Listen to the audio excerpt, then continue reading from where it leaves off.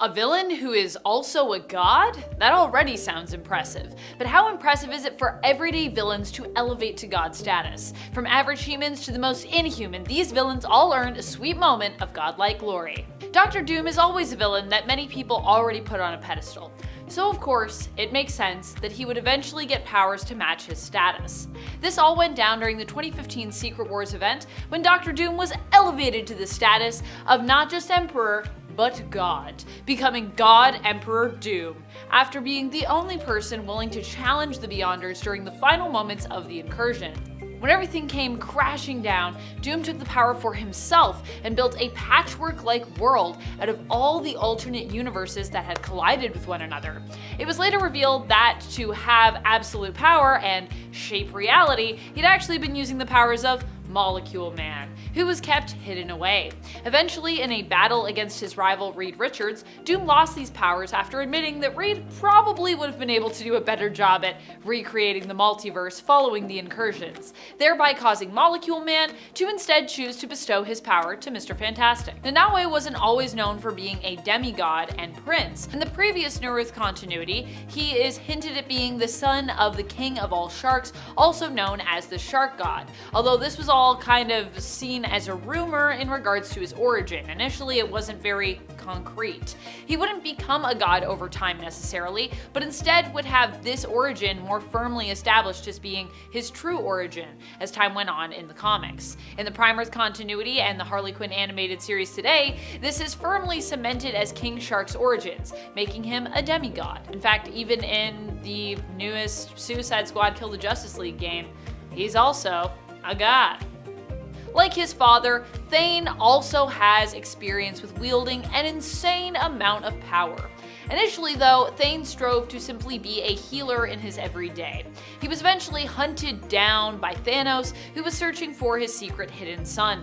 Thane, being an inhuman, didn't have powers yet when Ebony Maw first found him, but as a hybrid inhuman and eternal child, his powers were triggered and brought to the surface after undergoing Terrigenesis. This drastically changed his appearance and gave him an insta-kill power, where everyone within a certain, rather large radius of him would be killed simply by being near him, which is a pretty traumatizing thing to happen when you're like, I want to save people. Oh my gosh, my powers kill everyone. He could also encase people in amber. In fact, if you've heard of the story where Kitty Pryde helped Star-Lord save Spartax from the Brood after the entire planet was encased in amber, the person who had done the encasing, yeah, that was Thane. Thane would not only have insane power just from these abilities, but also would for a time have, get this, the Phoenix Force. Don't worry though, Thane would later lose the Phoenix Force after becoming trapped in the God Quarry, where he remains, or at least where he remains at the time of this recording, until I guess we remember him and pull him out of the God Quarry.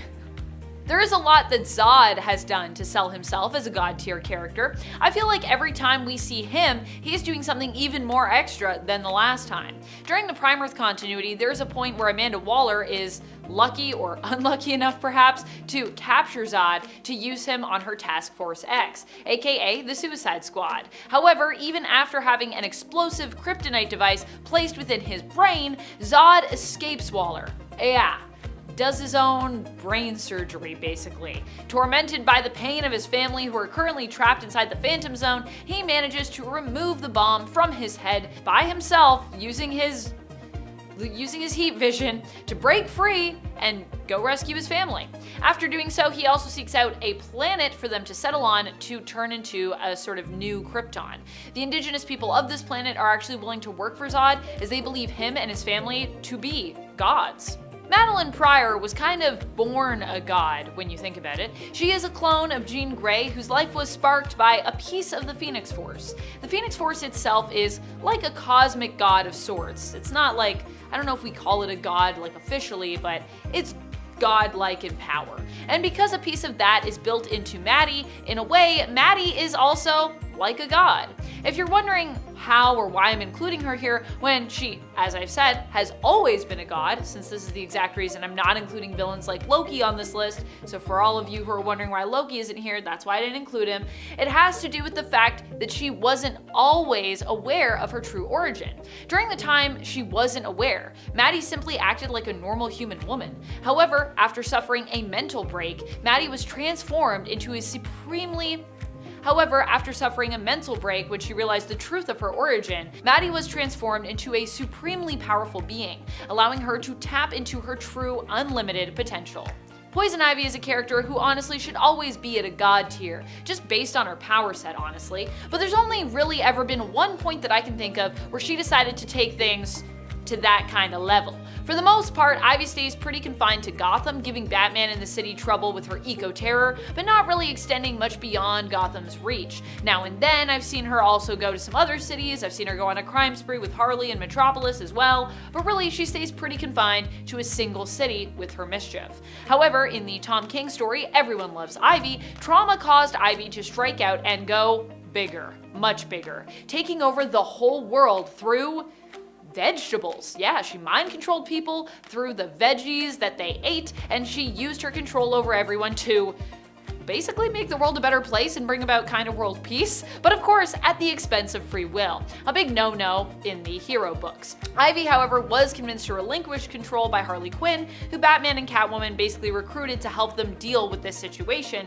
and ended up giving up her influence and her power at the end of the story as a result. Owen Reese was just a normal man before he received powers that made him a god, or at least put him on that level. He was a lab technician when one day, fixing an atomic device, he just poked a hole through the universe and into the multiverse, accidentally reaching across space and time into the universe of the Beyonders, and tapping into a massive amount of power there. This power would put him on an omnipotent and omniscient level, allowing him to rearrange the molecules of matter and even energy. He could even do that with organics, although for a long time there was a psionic barrier in place so that he wouldn't do that, because it's pretty messed up, even for a villain. Molecule Man can also warp reality on a massive galactic scale. It's really weird to think of this next villain as a god, but even he has earned that status before in the comics. I know, it's crazy. And strangely, it's actually happened more than once, sort of. The other version of the character who was imbued with god powers was from an alternate reality, admittedly, but even in the main continuity, Joker has gone god tier. In this case, it all went down when he managed to trick Superman fan and often mischievous antagonist, Mr. Mxyzptlk. Mr. Mxyz only intended to give Joker 0.01% of his power, but instead, he accidentally gave him 99.99%. Yeah, yikes. Needless to say, Joker most definitely did not use this power to do anything good. Eating China as though it were takeout, yeah, super weird and super scary, and tormenting Batman daily and killing him only to res him the next day so that he could do that all over again. It should surprise no one that of course there was a time when Thanos became an almost literal god. When and where was this? In an alternate future that ended up being erased, but where CGR, aka Cosmic Ghost Rider, still hails from, even though it doesn't exist. This was a future where Thanos had committed to winning over Death's Heart by destroying not just half of all life in the galaxy, but all life in the galaxy. He had eradicated life down to the point that only a few people remained, and eventually only he did. This King Thanos, who was a ruler of the universe, brought in his past self to eliminate him. However, this reality was erased when the younger Thanos refused to do his older self's bidding, and despite all his power, still saw King Thanos as being weak. Rude. Circe went from being a very powerful witch to being a literal goddess. How did this happen? Well, in Justice League Dark, we learned of the Witch-Marked, powerful women who had pieces of Hecate's power hidden away within themselves. Diana Prince, aka Wonder Woman, is revealed to be one of these individuals as we discover, who they all are, or so we think, as it's later revealed that Circe was also secretly one of Hecate's chosen Witch-Marked. She uses her attachment to Hecate to devise a plot to steal all the power from the other Witch-Marked and Hecate herself. Circe actually succeeds in this surprisingly, and so gains a godly amount of power, putting her on the level of the goddess of magic, Hecate herself. In fact, because there is no Hecate after that, she basically is the new Hecate. Pretty crazy. Kicking off the list at number 10, The Flash. Of course, this one is epic, we gotta start with it. In part 1 of this list, we talked about when Batman sat upon the Mobius chair, so it's only fair if we take a look at Barry Allen's fun little upgrade in Darkseid War Chapter 4, The Death of Darkseid. Now this is when Darkseid's daughter Grail summons the Anti-Monitor to go toe-to-toe with Big Guns himself. So Darkseid summoned the Black Racer in retaliation, but when the Anti-Monitor stripped the Racer of Darkseid's control, it was then merged with Barry Allen, which is quite the combination. And then after that point, he was able to take on Darkseid a little easier, to say the least. Number 9, Doctor Strange. When we're talking about superheroes becoming a god, Doctor Strange wouldn't be far off that description as it is. I mean, he's quite cosmic as it is, but in Doctor Strange issue 385, the Sorcerer Supreme lost the mantle to, well, Loki. Loki's tricks made Stephen hand over his magical possessions and the Sanctum Sanctorum, everything that belonged to him that made him special. He was like, bye, gotta go. So Strange had to become a veterinarian, just a total career flip, which is great. So then Strange had to break into Asgard, find the world tree, and then once he was there, Strange had to make an offering, and the tree opened his third eye, so he found what needed to be done. He had to make an offering, a sacrifice really, so he grabbed Bats, his dog, who Loki kind of already took care of, and then Strange felt nothing like before. He felt more magic than he's ever known. And after this point, Strange says he can see everything because he is everything. He is a god of magic. Kind of like David Blaine. And before we continue on with this list, if you want to go ahead and give this video a thumbs up, that would be great. You're the best. Thank you so much for your support. Now let's get right back into this list. No more wasted time.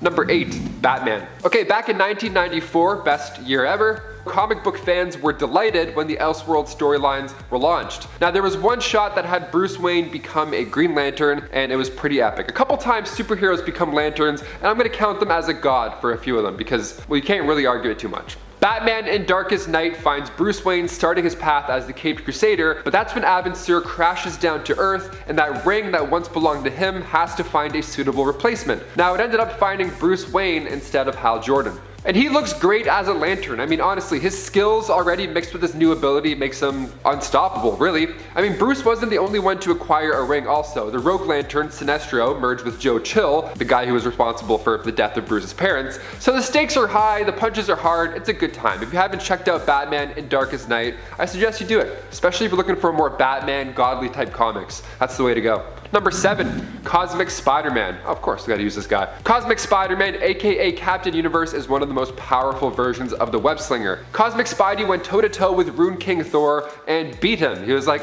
no problem, I can do it again. Cosmic Spider-Man isn't from our Earth, he's actually from Earth 13. That's where he retains the power of the Enigma Force, and he first appeared in Amazing Spider-Man Volume 3, Issue 9. Now Cosmic Spidey can't leave his universe or else, well, he would lose the Enigma Force. That's why the resistance of spider heroes always goes to Earth 13. They're like, hey, don't leave, we need you with the powers, we'll come to your house. It's kind of like when your friend's on house arrest and you're like, you know what, we'll come to your place tonight. You know, those scenarios that we're all in. What a weird example. He meets his demise only a couple issues later, but it was fun while it lasted. When the Inheritors were hunting down Spider-Man, their leader Solus drained the Enigma Force from Peter, but we can find more of him in What If Volume 2, Issue 31, titled What If Spider-Man Had Kept Those Cosmic Powers. You see the best of both worlds, Miley Cyrus style. Number 6, Black Widow.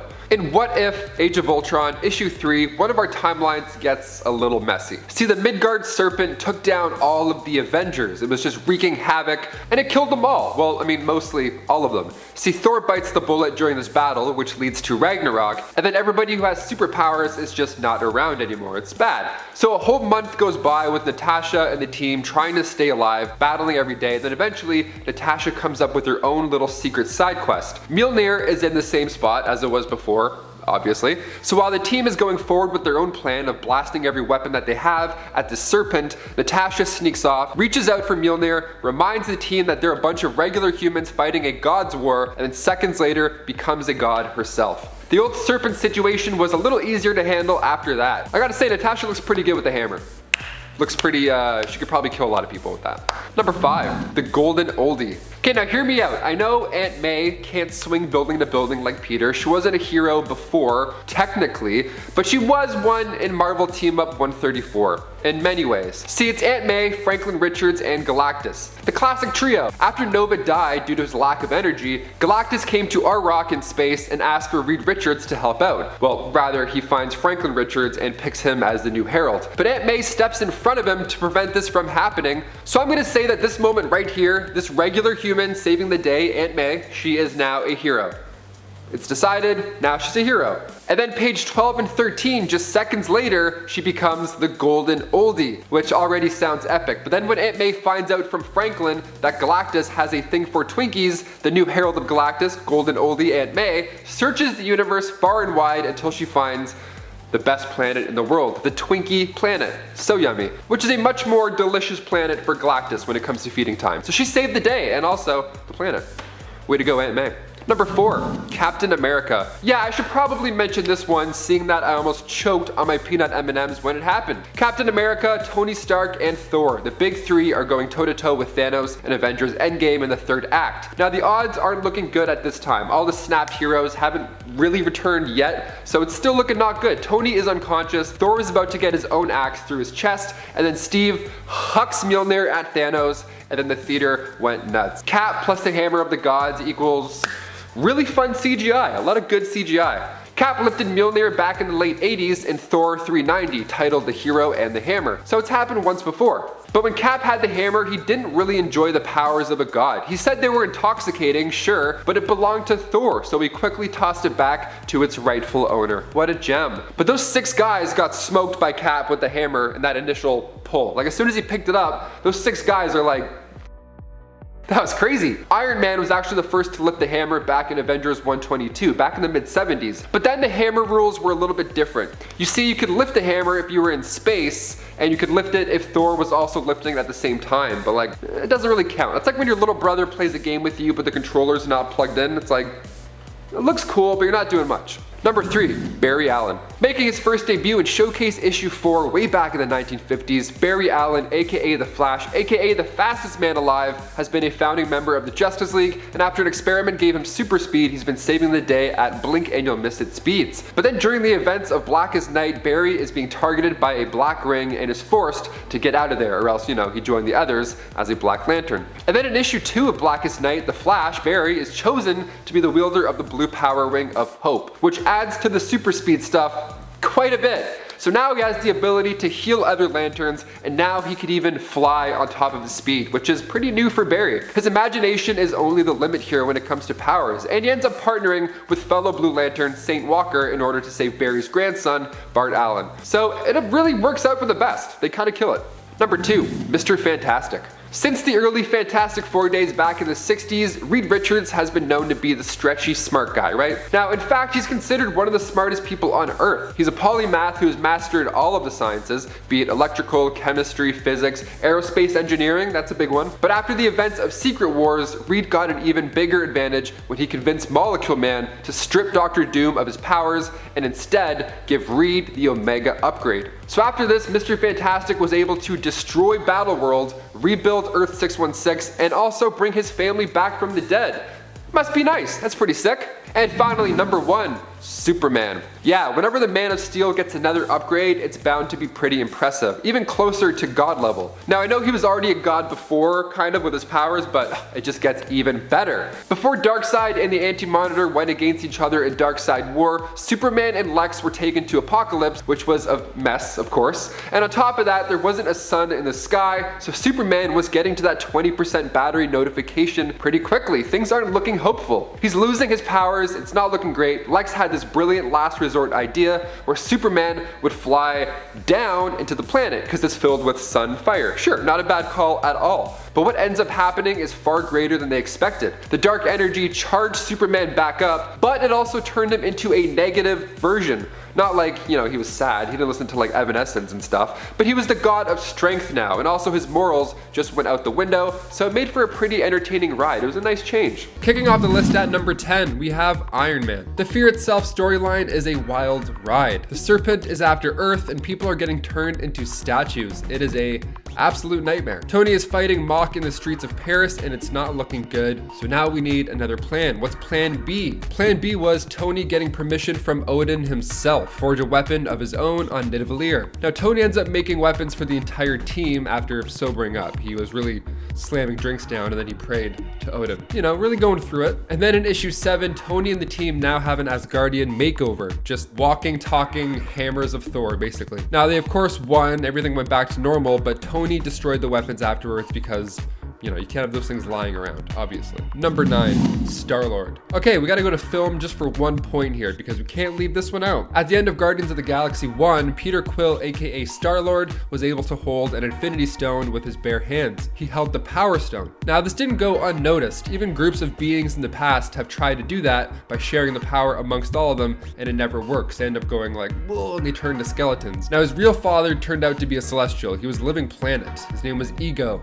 Rightfully so. So Ego goes around and he like reproduces all over the galaxy and then he wipes the planets out. He gets bigger and stronger. He's a god. Peter Quill's now a god as well. They're playing god, son, and father catch. So as long as Ego's alive, Star-Lord is basically a god. We have a big celestial battle at the end of the movie where he's fighting his dad and he's turning into Pac-Man. It's kind of weird. It's a little dumb, but it's fun. So once Ego was taken care of, Peter lost his god powers and went back to just normal, plain old Star-Lord, which is still pretty cool. I'm kind of glad he's not a god because that was a weird part. I mean, it would have been helpful in Infinity War. Maybe all those punches to Thanos' face would have done some damage rather than, you know, kill everyone. Number 8, Crystal. She made her first debut in Fantastic Four issue 45, and she was the second child born from Inhumans, Quaylen and Amber. Now, she actually brought Quicksilver back to Adelon to heal him, then the two fell in love there. She's basically a god. I have to include her because, I mean, she's pretty underrated. She has a bunch of these incredible abilities, and one of those abilities is atomic manipulation. She can rearrange atoms and all of the elements as well. She can control anything in the universe, basically. That plus her ability to levitate without the help of any elemental powers. I don't really know what else to call her. She's definitely a god. And if she ever is under attack, she can use air molecules and bind them together psionically and then make a force field for herself. So you don't want to mess with Crystal. Very underrated, 100%. Number 7, Wolverine. Wolverine's been known to be the time travel guy. He makes the confusing runs because his regeneration ability allows him to really go deep. It gives him the advantage in Days of Future Past type plots. Now in Uncanny X-Men Annual, a villain named Horde comes in and wipes the entire team out, Wolverine included, but a single drop of blood saves the day. A single drop from Wolverine falls onto the Crystal of Ultimate Vision, and then bam, Wolverine now leveled up. He regrows his body with his new power, and then he brings the pain down on Horde. It's unreal. It's pretty amazing to see. Like, Logan is just so happy in these scenes. I mean, obviously he's a god, but he knows all the secrets of the universe. He's finally at peace. Look at him. He even referenced another X-Men who once became a god herself. That X-Men being number 6, Jean Grey. Jean Grey is a mutant born with telekinetic and telepathic powers. She was one of the original members of the X-Men, and seeing the potential in Jean's strength, the Phoenix Force attached itself to her while she was in danger during a space mission with the Fantastic Four. That all happens during X-Men issue 101. So now she's a Dark Phoenix and she's full of power, full on god mode. This dark, powerful cosmic force started to change her for the worse. She ended up destroying a solar system that killed like, I don't know, billions of people, and then it ended up taking her own life in order to keep the universe safe. So a few years later, it was revealed that it wasn't actually the Jean Grey that had died. It was just the Phoenix as a separate entity that had taken over her mind and all that stuff. The Phoenix Saga is one of the biggest transformations to an X-Men member. If you haven't read it, go check it out immediately. Number 5, Kurth. This one comes from Fear Itself storyline. Juggernaut was already pretty terrifying to begin with, but then he got an upgrade and a prison was destroyed. It was a mess. The Hammer of Kurth was one of the 7 mystical warhammers that the serpent summoned to awaken the worthy. Remember that serpent guy that I mentioned earlier? That's the same one. So the hammer crashed onto the raft and Juggernaut just happened to be detained at the raft at that exact time. And the most frightening and obvious and most entertaining thing happened. He was quickly turned into Kurth, Breaker of Stone, which sounds even more scary than Juggernaut somehow. He attacked a nearby guard with one hit and the shockwave was so powerful that the prison and all the land around it just exploded. And at the same time, Hulk became Null, Breaker of Worlds. So it was a mess. Whoever had to sweep up the streets after this,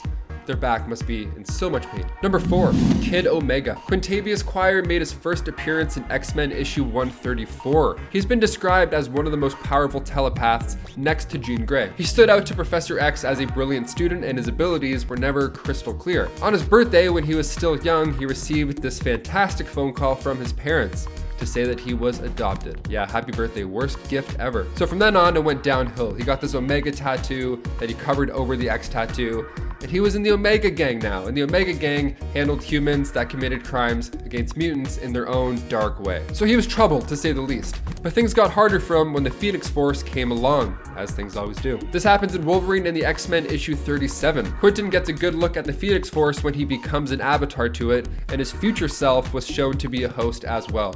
Real trippy moment for him. Number 3, Batman.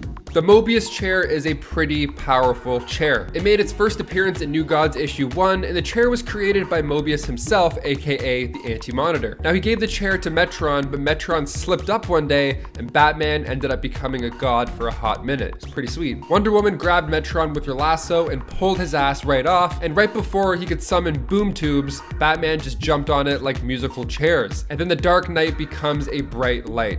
He became the god of knowledge. Batman became the god of knowledge. What an upgrade that was. The whole team is fighting Darkseid, and Batman is just floating in this chair, figuring the universe out the entire time. Like, oh my god. He's searching the cosmos for answers, and it's honestly quite the spectacle to read. And as if things couldn't get better for him, add a power wing into the mix. Yeah, this guy was literally unstoppable. Number 2, Supergirl. Kara Zor-El was 15 years old when her cousin Kal-El was born. She was launched into space right before Krypton's demise and spent 2 decades orbiting Earth's sun while she remained in stasis. Now her pod eventually crashed down in Siberia, and these giant armed robots started to, try and fight her. Now when she fought back, she learned that she wasn't the same. She learned that she was a lot stronger than whatever the hell was around her. And then when Superman himself showed up, the two fought as she didn't really recognize the stranger or believe him about Krypton's, So right off the bat, she's got a lot of rage and confusion inside of her. Now this rage had a chance to come out and get even with the world when she became the Red Daughter of Krypton. This was an ultimate upgrade, definitely counting this as becoming a god. I mean, look at her, that's pretty cosmic and unstoppable. I don't really know what else to call her. And as crazy as it may sound, joining the Red Lanterns helped Kara get over her anger